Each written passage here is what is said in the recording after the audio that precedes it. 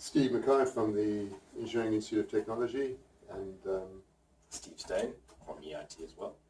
we just want to spend 2-3 minutes just briefly talking about the 4 streams of the BSc and how you, with a existing EIT Advanced Diploma, can get in and the sort of the structure there. So I'll just hand over to Steve here, and he'll give you a blow-by-blow detailed account around the slides. Thank you, Steve. So in this video, we're just going to talk about the students coming from the 4 main streams, meaning DIA, DEE, DCS, and DME.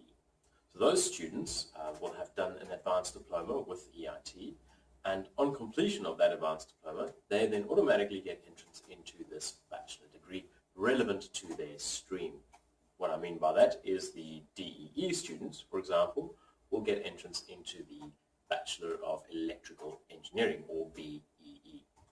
So that's typically a student who've done our advanced diploma with EIT and now wishes to do the bachelor degree. Now the bachelor degree will essentially be 3.5 to 4 years, because as an existing student you get credit for 3 main units as well as a few other specialist units. Now there are questions about the duration inevitably. Why don't I get a bigger discount in terms of hours or days or months or years?